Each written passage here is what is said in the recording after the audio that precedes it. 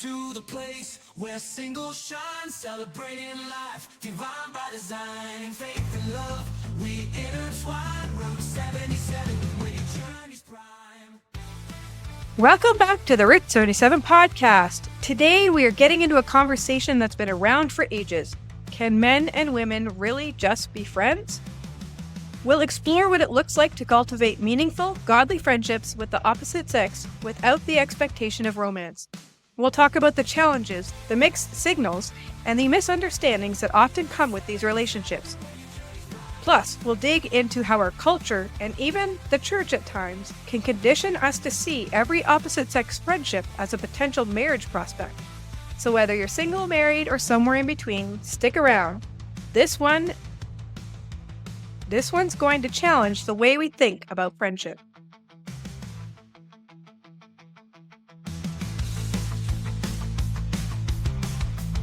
Welcome to the Route 77 podcast. I am your host, Natasha, and I am here with Monique. Hello. And no David today. It would have been nice to have, especially because we're talking about men and women, but life is life. Yep. Life, work, and that is what it is. Yeah. So it's the two of us. We're here. And I want to try to answer the age-old question of, can men and women be friends? And can they be friends after you get married? That's sometimes like a bigger question. And how that might look, and dangers that you should look out for, and things like that.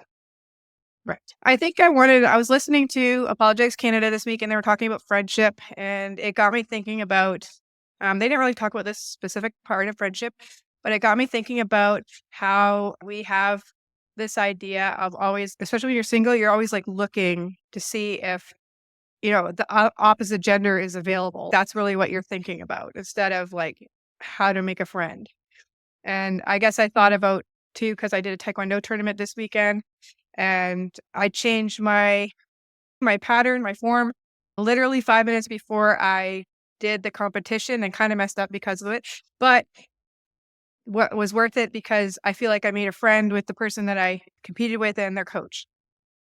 In the sense that we have like positive feelings to one another. We say hi. We like have more like intimate conversations than just like a wave. In a sense, we can actually get a little more personal, building a relationship. And the reason, and I'm saying that because it was a guy that I ended up competing against, which they don't like to do. But I think when you get to over 30, it doesn't matter anymore. We're not as different anymore after we hit that age, especially once you get into your 40s. You're just trying to have fun. And the idea was like, we were each going to have to compete on our own and just win gold. But what's the fun in competing by yourself if you can compete with somebody else? So I changed my poomsae to the one he was doing, and I messed up, and it was a little embarrassing for me. But I knew I was like taking a chance to something I wasn't as familiar with. But it was worth it because his coach was happy, and actually I ended up having a big conversation with the coach like later on when we bumped into each other. And we don't enough like just think about making friends with people. We're on the lookout for that significant other possibility, and we say yay or nay and then move on. And the only point that we pursue a friendship maybe with the opposite gender is because we think there might be a future in it romantically. And if it's somebody that we wouldn't do it with, like for whatever reason, we would probably just be like, not worth it, and then just move on, instead of actually saying, hey, it might be worthwhile getting to know this person and even having an acquaintance relationship with them without it expectations of going on farther. The other thing that also reminds me of is this whole friend zoning thing, and how it's like a joke but an annoyance at the same time that people talk about. Like I just been friend zoned instead of actually like being more. And it's maybe the girl was just happy to have a friend, and that's what they thought of it as. And then you just gone and made it awkward. But it kind of paints that person in a negative light that friend zoned them. But perhaps we need to go at like looking at friendship in a different way, instead of, especially as a single person. And it's more obvious when we're trying to talk to those of the opposite gender, because the possibility of more could technically be there. And we focus on that. Do you think, like for us, like we have David is our friend, Mm-hmm. but David is quite a bit younger than us. Yeah. Like he is not even yet 30, and we're like, you're in your 40s. I'm 60 tomorrow. Hello, buddy. Happy So early birthday. there is no even possibility of us having those kind of thoughts, because for one, he's younger than my daughter, and that's just weird. And so do you think if there's like a huge age gap that might Yeah, like change the, that kind of changes, I think, how people look at it because they don't consider it a possibility usually. And so they sort of yes, release that. And that's good. I think I think that some people can be in a relationship that's such a wide gap, but it's generally not for the general like percentage of yeah, the population. And so no, they don't go into it with those thoughts. And like for David and you and I, we felt like it ended up becoming more of like a family. Like we bonded in Korea, but we bonded as a family. And he's like our little brother. And he's completely fine with that. And yeah, so I think it's hard because we see it so much in media, like that it's the friend yeah, becoming more than a friend. I think that's one of many things I hated about the movie Love Actually. I hated that movie. But Ridiculous. everybody said it was such a great movie, and I'm going, this was lame. It was At kind of least this was cringy. good. And the It fact that was. like this one guy who this girl thought hated her and she had married her fiance and everything, and then found out after she got married that this guy was actually in love with her. And it was this supposed to be like sweet thing where he does like the little placards. So he's explaining how he feels about her with her watching. And basically, it's like, what? Like, it's just, you just made a huge complication in this person's relationship because now, she thinks that she has an option if things go sideways with her spouse. And it's just created a whole other like emotional side of things, which didn't need to be there and it wasn't appropriate at all. Yeah. You can claim to be this guy's friend and this is what you do to his fiance slash wife. And that's supposed to be romantic through the movie. I don't see it. Yeah. Um, They say the same thing with kids who are friends from like school, like from grade school, and then they go through school together, and everybody assumes that they should be getting married, and they're going, ew, he's like my buddy. I actually know a lady who her daughter had her best friend was a guy, and she never dated anybody because those two were always hanging around. So everybody always assumed that they were dating. So they came to what they said was the natural conclusion that they should get married, only to discover that they had none of those kind of feelings for each other and their marriage dissolved. Why yeah. can't why can't people just accept them as being just friends? One You of know, the and interesting things I saw in the back 20th anniversary or whatever of Harry Potter, and I saw they had a whole bunch of like interviews and stuff, right? With the actors and actresses. And the three main ones who played Ron and Hermione and Harry were talking because they basically grew up together, yeah, like doing these like doing these movies, like they grew up from children. And when it came to the part where Ron and Hermione are supposed to get together and have a kiss, it was like the one who plays he was like it was the worst thing because he was like my brother. And like she basically had to get in there and kiss him because she knew that it would just all fall apart if she didn't just get it done. And it was just like it was so like unnatural for uh, them to get to that place and awkward. And I actually always felt a little awkward from the books, like they forced it into it, like they should get together. And some school, like people do get together. I know people who have, but it was just like they grew up as they're really close friends. Like even today, 20 years yeah, later, like they're like family, but not in that way. And it seemed like crazy, like even like in the book, yeah, for them to grow up in the school together, go through all this stuff together, and then to then have those romantic feelings for each other because you expect that's the way it's supposed to go. yeah, That's so as we see media, not just that, but all media, there's almost always the friend who either eventually becomes their significant other lover or basically gets friend zoned out and you feel bad for them. They find their real true love. And it's like a cliche now. Like that's just all that happens. And you're just like, why does one person, usually the guy, almost always the guy in media, because like is totally attracted? Because if the girl's attracted to them and they see it just as friends, then he eventually sees her as more than friends. Like it almost always goes, the guy gets friend zoned out and she finds the real person she's supposed to be with because he's just like the safe, boring version. Or the girl is like this like mousy little shy person that he always saw as a little sister or like a friend and then wants nothing to do with her, but by the end they get together. Like it almost is always that direction. And it's just like, what? Why? Why does it have to be that way? But we're conditioned to think that's how it should be. go. Yeah. And so and as single people, we can sometimes get so focused on, like I said, like the whether or not they're a viable option as a spouse. Like it might just be something as simple as, are they wearing an engagement ring or wedding ring, or are they available? And that might lead you to then have a conversation with them. It's not because you're interested in them as a person, but the potential spouse, like down the road, way down the road. But it's a potentiality but it's not because you're like, oh, let's get to know each other because we're doing whatever. Yeah.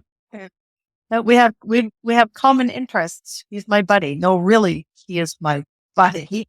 We're not anything else. And the other person's going, but I thought, no, don't think that. And I don't wonder if we're preconditioned to think that, because for how many generations you didn't have friends. You were supposed to go from the cradle to school, to marriage, to kids, to grandparents, to death. And there were no friends. Your friends, you made friends after you were married.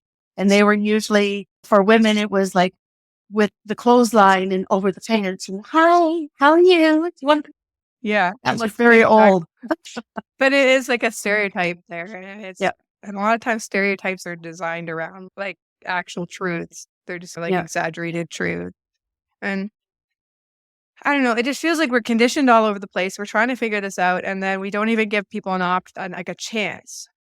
And I think for it too, and especially when it comes to the church, we start seeing like that push towards getting married, and that if you are interacting with the other gender, then it should be potential mates that you're getting around. And that's like why like we have this like the whole courtship thing that started out a number of years ago was just the idea like they're trying to get back again, that we talked about it before, but it's basically a reaction to the recreational dating and hookups, that culture that came in. Yeah. It's like you're supposed to go into, if you're interested, basically you're supposed to look at a girl, if you're interested, go talk to their dad, get a permission, go and the dates are just basically the entire thing is to see whether or not you're going to get married. And yes, I think you should go into dating seriously with that as your end goal. But do you have to be so like driven at the beginning to do all relationships like that? Your hero is desperate to get in here. So it's like literally, he gapped at the door that much to try to. Oh my God, what are you doing, crazy nut? He loves me so much. Don't worry, I'll be up soon. Yep. But so the church sets them up into like singles groups, the singles events. Again, it's all on that thing. It's just don't go on a date if you don't see them as a potential spouse. And it's like, yes and no, like you should be dating someone who's married and not available. But at the same time, I think, and they talk about going group dates where you're in a group because you'll see them like more naturally. And it's just, your still focuses on the romantic side of it instead of actually getting to know somebody. Yeah. Without that expectation. And I think it puts a pressure and an unrealistic like expectation on the situation. It's hard to. And they should just allow them to just go out in groups of whatever, to have whatever fun, and just become friends and to know each other. I went out for breakfast with my friend Cynthia today, and we were talking about the podcast, and she said, it's strange that people say that you can't. She says, she lives in Paraguay with her husband, and she has a friend that she has known since school, and it is a guy, and he is married, and they have now become friends together. but he is just her friend. And her husband knows that her friend, because he knows her so well, that he is a safe place for her to go when she needs to just unload whatever. And that's all. And they're all friends together. And there is nothing else in there except that he is just her really good friend. Mm-hmm. So there could be implications. People can see implications in there as well, but it's just not necessarily like it's like our brains just kind of go, oh, that can't be right. Yeah. I must be having something else going on. And we think that way. And it just colors these relationships and sours them when it shouldn't have to be that way. So I guess in the church, I think, and around in society, they don't teach us how to be friends with the opposite gender. We're conditioned to see them in only one way.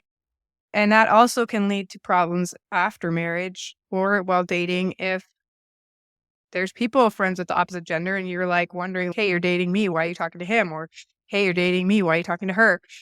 Yeah. And you're like, we're just friends. And then we see in movies that those just friends aren't always just friends.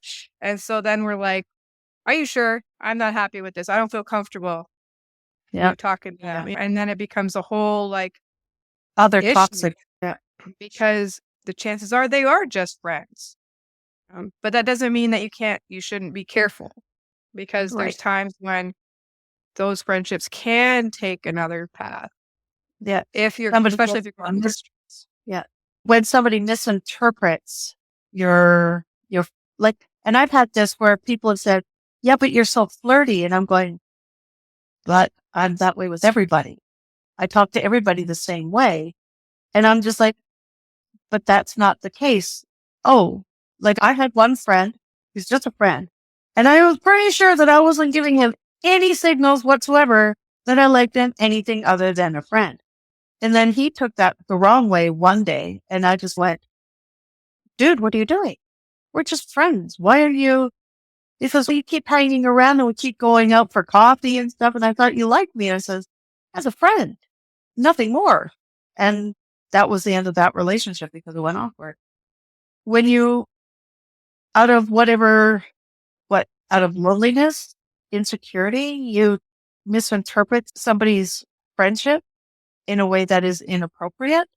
Yeah, it's like you're being friendly and comfortable means that you want it to be something different. And I guess it can be difficult if you then want to see if it can go farther. Like if you start and it's difficult, it's just, well, I was reading the signals wrong. And it is difficult. We do see like that would be a challenge to be like, do I risk breaking up this friendship or do I pursue? There's a way around that.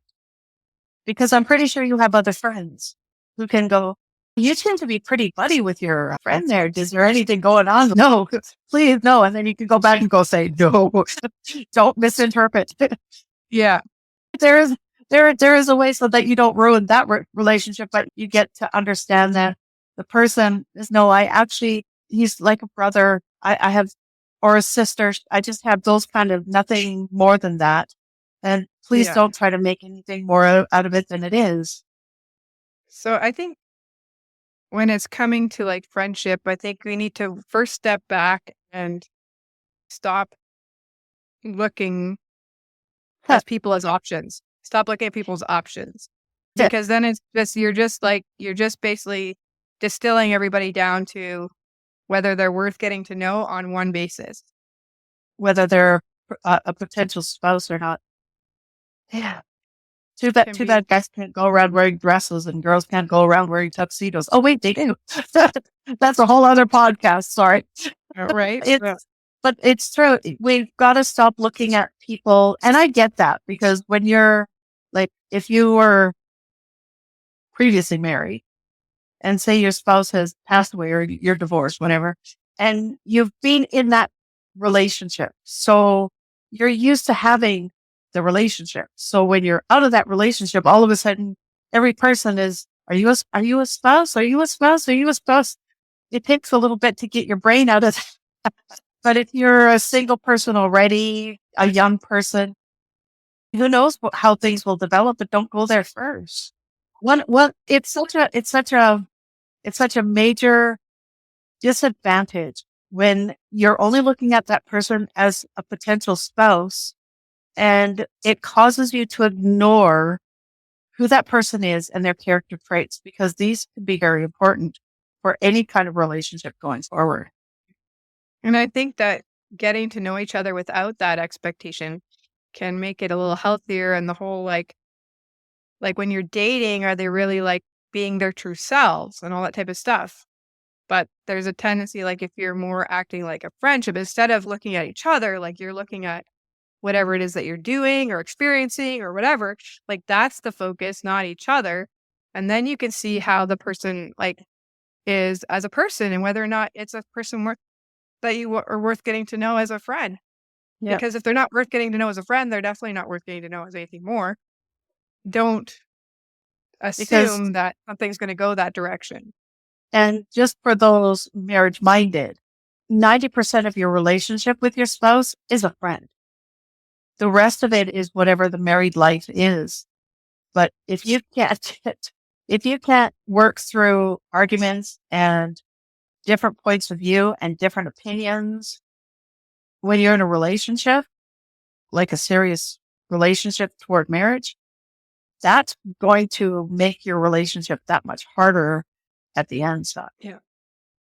And it also, again, you're focusing on each other instead of some other external, like outside of yeah, yourself thing. And then you don't always you get your view of it. Like you can be very you can emotionally manipulate yourself or yes, allow the other person to. But if if the person's focus is outward on other things besides you, I don't mean outward, like not on God or whatever. I just mean not focused on you. Like then you see people more in their reality, in their yeah. real light. Not 100%, but because they're not trying to impress you in a sense, and you're not trying to look at them with this one expectations or rose-colored glasses or all those type of things. And isn't that the big word there? The expectations is that they have you have that, and like sort of like, I am out only to impress a person, and I have these kind of wonderful qualities. Can't you see that in me? And then you find out that those were all just a mask. Yeah, because with my ex, like a lot of stuff he showed me versus like how he acted towards others was so different, or to situations later once we were Yeah, married was so different. Like at the beginning, he was trying to like hide his true self or put his best face forward and all those type of things. And you get really emotionally involved and you don't see the person the same way. And then like after, as you're like, once you're married, their focus isn't always on you if they're an abusive type person. And so like you actually start sitting in the back, watch how they're acting and you're going, wow, like this is not the person I married or thought I married. It's if you're able to get that like distance early, not just get so focused on that being the end result, it yeah, can help just again, like you want to make friends with people who I don't want to say worth making friendship with, but that are like that would be healthy yeah. friendships. Healthy friendships. Yeah. You have written down here Proverbs 17:17, which I think is a really good verse, where it says, "A friend loves at all times, and a brother is born for adversity."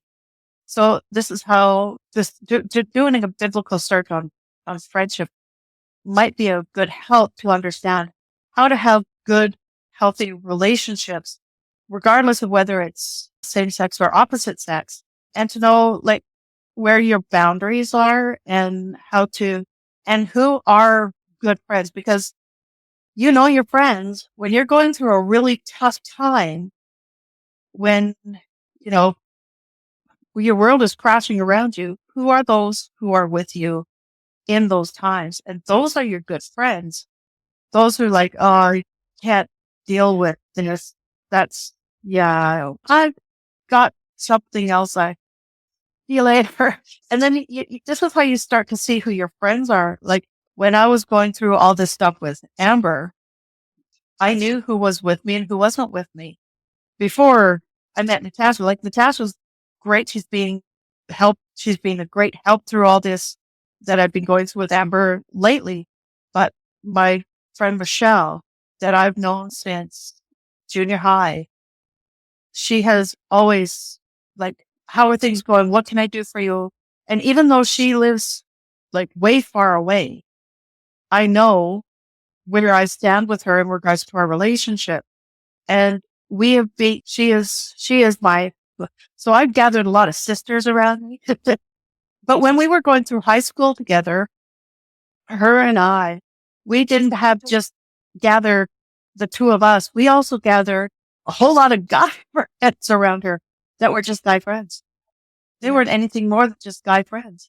We'd see them and like, hey, high five. And I was a lot cuter than I am now that I'm old. But never once crossed my mind with any of these friends that they were anything other than friends. They were people that we would hang out, we would talk, we would chat, we would even hugs and stuff like that in the hallways and stuff. And they all knew that we were just friends. There was never anything more to that. And there's a relief. There's like a relief in that you're not I got to make sure I don't do this so I don't act like they don't think this. You can just be relaxed and go, there's no expectations that it's of this. We just can be friends. We can just, and I think we see this like through Jesus. Like he does have his 12 apostles that he has around him all the time. But actually, if you look, he has other friends who are women, like especially with Mary Magdalene and Mary and Martha. And these are like, he's not just there and gone, like he's around them a lot. And don't believe the people who say, oh, he was married to Mary Magdalene. No, he wasn't. Because you can be friends, really close friends, and not be lovers. Right. It's possible. Amazingly enough, I know we're bucking trend, but you can be and not be lovers. And just so you know, you can love your same-sex friends as friends and love them a lot, like family, because that was John. Oh, he was gay. So there's all these kind of... Jesus must have been gay because he was brothers of his. Yeah. It's like, he's actually showing that you can be close, intimate friends with people. And, it always disturbs me greatly when I hear people say that, because it's just, yes, I know Jesus was human, 100% human, but he was also 100% God. And that God quality is something that we can't understand. So when God loves us, he loves us like that. He loves us so much that we just don't know how to deal with it. And we try to fit it into a box that we understand. And Jesus was showing us through his love for all the people that was around him, whether it was Mary Magdalene or John the Apostle or Peter or his mother or his brothers or anything. He is showing us that the love of God is something that cannot be compared with and cannot be put in a box. And this is how he wants us to love others around us as well. Wow, did I go on a soapbox? So I think to make these, because we have to try to help people understand, build friendships with the opposite gender, but it is hard not to send what people say is mixed signals. Yeah. And I think if there can be almost like a too much closeness where it can be treading the line of what you would do as a romantic partner, over sharing emotionally. It can give it can give those, you have to watch what you're giving, because you can't completely fault the other person if you're giving them like intimate vibes. And sometimes it's just like you're overdoing it, where you're contacting them at a time of day that wouldn't be like appropriate for other friends. Like maybe you're going through something immediate and it's an emergency, but would you text or call someone at midnight to actually have a conversation with them, unless you were like over In a different time zone. Yeah, maybe you're a different time zone. But like it's just something that you would consider not appropriate if it was another person that's a friend that you wouldn't think to. It's so hard because you don't want to give signals where it's not the other person's fault if they think there might be something there. Yeah. And I think when you're going about, like you said, like you're relying on this one person over and above everybody else. So this person has come from where you've got your friendship line, but this one person keeps rising above that friendship line where you're just I'm feeling sad and I need a shoulder to cry on. Yeah. All the time. I'm feeling lonely and I just kind of, hey, do you want to go out and do something? Just you and I. Maybe why don't we go out for dinner? Or why don't we, I it's think it's like Valentine's Day. I've got nobody to hang out with. yeah. Or if you do it so much with that one person, but not with any of your other friends. Like you do, again, you spend more time with the one friend than other friend. So I think as an opposite gender friendship, like you need to develop other friendships so that you're avoiding like putting all your expectations on that one person, because that's Yeah. when it can lead to mixed signals. Yeah. And Yeah. it's not fair to the other person to give those signals, and then it becomes a thing that you maybe can't come back from. It's again, if you unintentionally do it, that's one thing. But again, we're trying to make you aware in your own life, maybe what might be unintentional or Yeah. they might Yeah. see as signal. Like you spend excessively amount of alone time with them instead of, Yeah. hey, let's go. It's like you might go, hey, let's go out together, but let's hang out with. So it's like you're going for them and you might talk with them more, but you're still including it in a group arrangement. You go out for dinner and he's the one you sit beside all the time. Yeah. That's not giving any mixed signals whatsoever. You're going out for group sports where you've got to be 2-on-2 and he's always your partner. Yeah. Yeah. These are mixed signals. Yeah. And I think when it comes to highly emotional things, like if you're always going to that one guy or one girl, then they're becoming your like only confidant. And that's like that's a signal that you're giving. And I Yeah. think it might be safer, friendship wise, even to keep your friendship as a good friend, to maybe find same gender friends to have support as well. Yes. It's, I think that it Especially when can it be comes dangerous. to, yeah, It's like especially when it you if comes you to like, emotional. yeah. Like, think about if you're Because, married, like, your husband, like, you always go around your husband to your best guy friend to talk about, things and not to your husband. Like, if you constantly did that, like, what are you telling everybody? Like, you shouldn't have such a straight like, a alienated relationship with your husband that you can't have conversations with him about things that are deeply important to you. And then that might be an unhealthy marriage, and you need to work on that. So yep. you could understand why like people might get a little jealous and upset if you are giving your most intimate to another person, even if you're just seeing them as a friend. As a spouse, that's part of what they're there for. Like part of what they do Yeah. is you're to be intimate with one another, not just in body. Right. And so And I I think think too, that when it comes to emotional issues, somebody of the same gender would understand your emotions better than somebody of the opposite gender.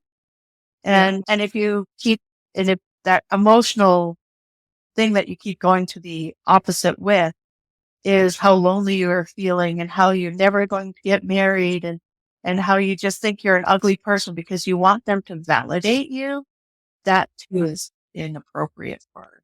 Yeah. And I think Does too, that if mean, you listen to your other friends who say it looks like you guys are like boyfriend, girlfriend, or something like that. Like maybe instead of saying, no, we're just friends, ask them what makes them think that. And then just evaluate whether or not they're right of doing it. And if that's something, if you're not wanting to pursue a romantic relationship with the person, is it the appropriate action? All right. Should you do that with the person? Is that appropriate? So just be willing to listen to the other friends and be like, is it appropriate that you and whatever it is that they are saying makes it look like you're interested right? romantically or whatever. So again, it's not easy. It's not do this, not do this. It's hard. Yeah. And you Yeah. want to have those people to talk with. But I And it, what, yeah. One of the things to remember, and this is something that has always stuck with me because whether you're married, single, or whatever, love is a choice. It's not something that happens to you. It's something you choose to do because of whatever. So if you have chosen a person to rest all your emotions on, you might want to check to see why and if it's right. yeah. They see, And there might be a point. they say that when you're married, you have to choose to love that person every single solitary day Trust me, it's true. And for the sake of your marriage or for the sake of your friendship, you might have to step back Yep. too and be like, okay, I can't be going to that person for all these things. I need to Yep. start to diversify who I'm going to, or go with my spouse, or if you're single, even maybe have the conversation with the person, and even if they're not in that place where they think that you're romantically interested, you might just say, you know what, I really appreciate our friendship. I never really thought of you in a romantic way. I think of you as like a friend, and I love that we have this friendship. Just so you're laying that groundwork there, and that's out there in a way that's complimentary, because you do appreciate having them as a really good friend, and you're glad that Yeah. there's not these complex. You appreciate the fact that they haven't tried to make it romantic or something where they actually Yeah. go, oh, maybe that's good that I don't do that, or something like that. Yeah.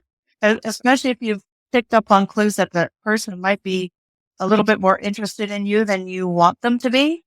Having that kind of a conversation might stop an emotional damage before it's too late. Yeah. Well, I Yeah. need to 'Cause you don't want to go. hurt people. Yes, you need to go. So This I'm is sorry. probably our shortest podcast Our we've ever shortest one. It's recorded. just the way it worked out, in and out. Yeah. But thanks for listening. Yeah, we don't have the answer. We have No, some suggestions, and it's about about it. wisdom and communication, wisdom, communication, and following after like God, and having others around you that can help speak truth into these things. So, Yep.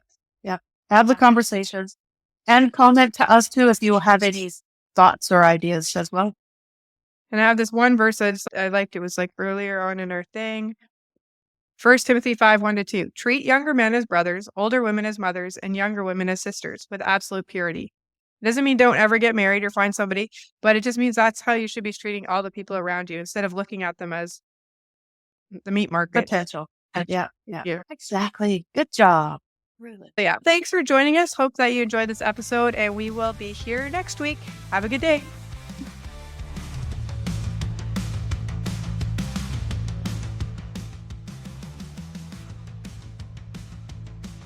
That's all for today. Thanks so much for joining us on the Route 77 podcast. We know this topic doesn't come with easy answers, but we hope it's given you some things to think about. Building healthy friendships with the opposite sex takes wisdom, communication, and a heart that seeks to honor God. If you've got thoughts, questions, or even stories to share about your own experiences with friendships, we'd love to hear from you. Be sure to like, share, and subscribe so you don't miss any future episodes. We'll be back next week with more real talk and biblical insights. Until then, remember to live your single life to its fullest.